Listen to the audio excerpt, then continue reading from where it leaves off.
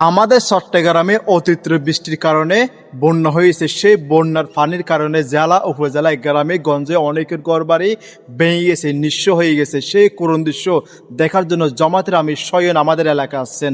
সেই বিষয় নিয়ে এই কুলাঙ্গারের বাচ্চা কি বলে শুনে তার কথাগুলো শুনেন, তারপর পরবর্তীতে তার রিয়াকশন আমি দেব। একজন রাজনীতিবিদ কতটা নিকৃষ্ট মস্তিষ্কের হতে পারে এবং একটি রাজনৈতিক দল কত বড় দেউলিয়াত্বের শিকার হতে পারে তার সর্বোচ্চ বড় উদাহরণ জামায়াত ইসলামী এবং তাদের বর্তমান আমির ডাক্তার শফিকুর রহমান সাহেব। এই যে গত কয়েকদিনের টানা বৃষ্টিতে চট্টগ্রামের বেশ কিছু অঞ্চল ডুবে গিয়েছে, সেই বন্যা কবলিত এলাকাগুলো পরিদর্শনে আজকে গিয়েছে ডাক্তার শফিকুর রহমান সাহেব। এখন সেখানে গিয়ে ডাক্তার শফিক সাহেব নিজের পাঞ্জাবি খুইলা, সাদা পাঞ্জাবি, সাদা জামা, সেন্টুকেন দিয়ে একটা সাদা পাজামা পরা মাঠে নেমে গেছে। এখন এই লোকটার মধ্যে ন্যূনতম জ্ঞান বুদ্ধি নাই যে একজন রাজনীতিবিদ হিসাবে এবং বিরোধী দলের এতটা সম্মানজনক একটি জায়গায় থেকে কিভাবে ওই বন্যা কবলিত এলাকা তাকে পরিদর্শন করতে হবে। আর মানে আমার বিশ্বাস করেন, এরকম নির্দিষ্ট এরকম কুলাঙ্গার ব্যক্তিকে নিয়ে কথা বলার কোনো ইচ্ছাই ছিল না আমার। সে এমন একটা বিষয় নিয়ে এমন একজন ভালো ব্যক্তিকে নিয়ে কথা বললো, আসলে প্রতিবাদ না করে আর থাকতে পারলাম না।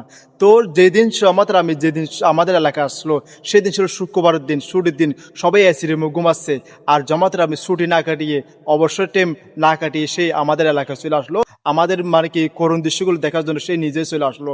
অনেকের ঘর বাড়ি ইতিমধ্যে হারিয়ে ফেলছে, তাদের স্বজন হারিয়ে ফেলছে, অনেকের কষ্ট আছে। সেই দৃশ্য দেখার জন্য জামাতের আমির পানিতে নেমে সেই দৃশ্যগুলো দেখলো।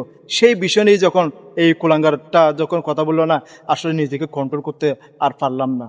আল্লাহই ভালো জানে এই কুলাঙ্গার বাচ্চার জন্ম কোথায় হয়েছে, তার জন্মটা সঠিকভাবে হয় নাই, তার কথার মধ্যে প্রমাণ হয়েছে। সেই প্রতিটা কথায় কথায় ভালো মানুষকে নিয়ে সে বাজে মন্তব্য করে সমালোচনা করে। আসলে সে কোন দলের এজেন্ট, আসলে এটার কাছে প্রশাসনের দৃষ্টি আকর্ষণ করতেছি।